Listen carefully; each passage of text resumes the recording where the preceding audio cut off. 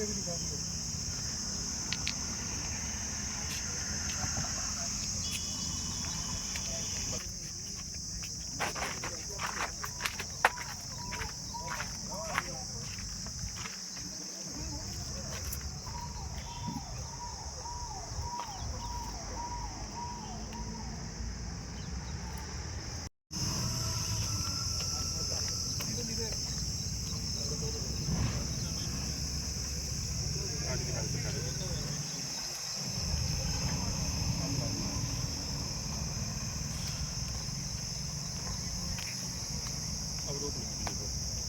अग्रवाल जी के डायरेक्शन में एक स्पेशल अभियान चलाया जा रहा है जिसमें नशे के सौदागरों के खिलाफ सख्त से सख्त कार्रवाई करने का पुलिस अपने अंजाम दे रही है।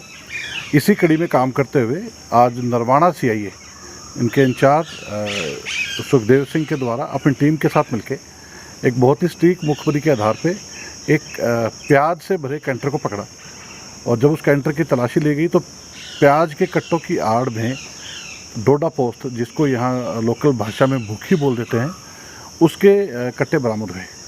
करीब 16 के करीब ऐसे कट्टे थे जो प्याज के कट्टों की आड़ में छुपाए हुए थे और तुरंत इसके बाद ड्यूटी मजिस्ट्रेट को बुलाया गया। ड्यूटी मजिस्ट्रेट को बुलाने के बाद जो भी NDPS एक्ट के तहत रिक्वायरमेंट कार्रवाई होती है वो की गई। जो ट्रक ड्राइवर और कंडक्टर इसके साथ पकड़े गए हैं, एक आइसर गाड़ी है जो कि मध्य प्रदेश के नंबर पे रजिस्टर्ड है।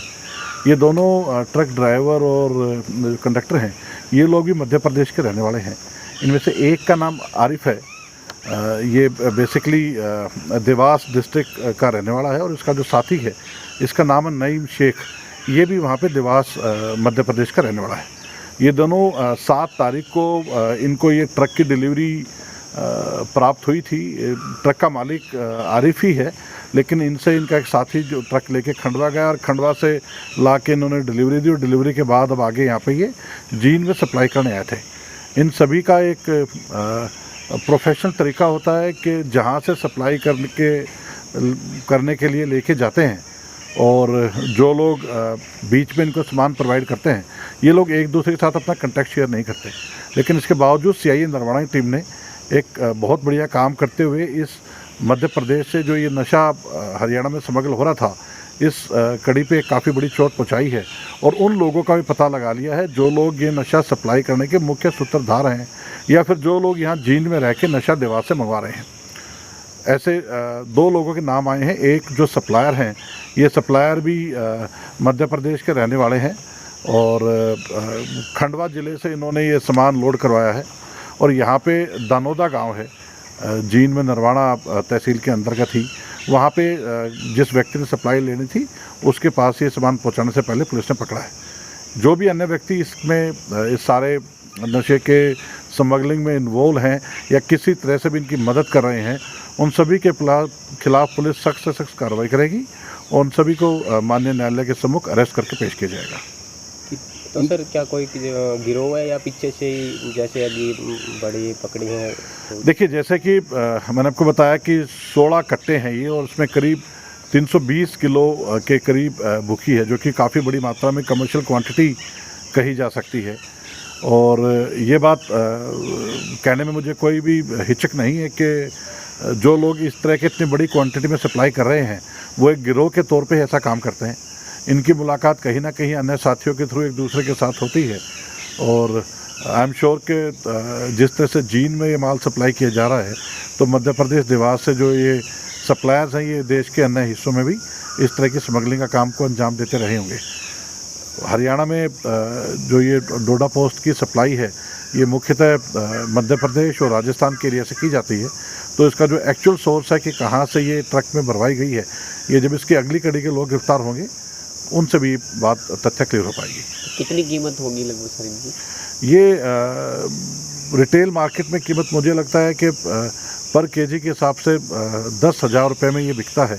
जो रिटेल में ये नशे के आदि लोगों को भेजते हैं तो उस हिसाब से 320 किलो का अंदाज़ा लगा सकते हैं कि काफ़ी बड़ी मात्रा में ही है और काफ़ी बड़ी वैल्यू का ये NDPS पकड़ा गया है। तो सर इनकी बैकग्राउंड के बारे में कुछ पता चला कि ये पीछे से या यही काम है इनका?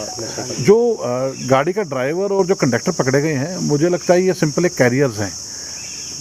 तकरीबन इस तरह के जितना भी हमारा अनुभव है कि उसमें जो लोग सामान पहुंचाने का काम करते हैं उनमें सप्लायर स्वयं या फिर खरीदार खुद नहीं बैठ के आता, वो तकरीबन कैरियर्स को यूज़ करते हैं। तो ये दोनों भी कैरियर्स हैं और एक डेड ड्रॉप पॉलिसी होती है कि एक आदमी जिसको दूसरे को देके जाएगा उसको बहुत ज़्यादा बातों का आइडिया नहीं होगा, लेकिन इन लोगों से हमें काफ़ी अहम क्लू मिले हैं और जो सप्लायर्स तक पहुंचने में पुलिस की काफ़ी मदद करेंगे। हरियाणा सरकार का बहुत कड़ा निर्देश है कि नशे के सौदागरों को किसी हालत में भी बाहर नहीं घूमने दिया जाएगा।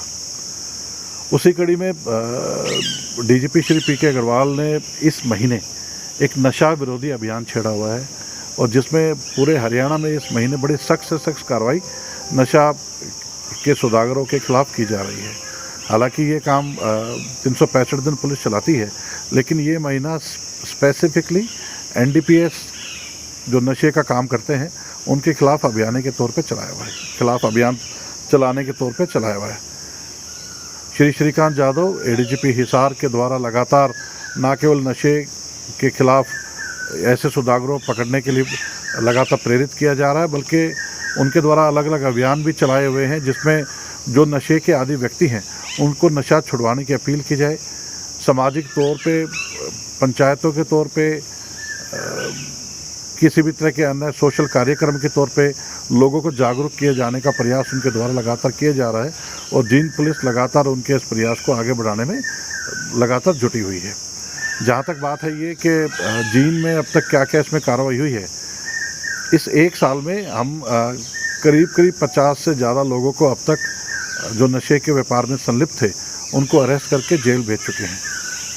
लेकिन उसके बावजूद ही मुझे ये कहने में कोई संकोच नहीं है कि लड़ाई लंबी है और समाज के साथ मिलकर जो भी ऐसे लोग हैं जो नशे को मिटाने में पुलिस का सहयोग करते हैं, एक बहुमुखी अप्रोच इसमें चाहिए। ना केवल सौदागरों को पकड़ा जाना बहुत ज़रूरी है, ना केवल जो खरीद फरोख्त का काम करते हैं उनको जेल भेजना बहुत ज़रूरी है, लेकिन जो लोग नशे के आदी हो चुके हैं उनका नशा छुड़वाना ज़रूरी है। उनके परिवार का, उस समाज का, सभी का सहयोग इसमें चाहिएगा। नशे के लिए जागरूकता बहुत ज़रूरी है ताकि आने वाली पीढ़ी इस राक्षस के शिकंजों का शिकार ना हो पाए। ये सभी एक अलग अलग तरह की डायमेंशन हैं जो कि हरियाणा सरकार ना केवल इनको पकड़ने के लिए बल्कि जो मैंने आपसे बाकी 2-3 एस्पेक्ट डायमेंशन डिस्कस की है उसमें लगातार कटिबद्ध है और अलग अलग प्रोग्राम इस विषय में सरकार के द्वारा चलाए जा रहे हैं और जींद पुलिस भी एक पूरी अग्रणी भूमिका निभाते हुए जींद से नशा खत्म करने का हर संभव प्रयास करेगी।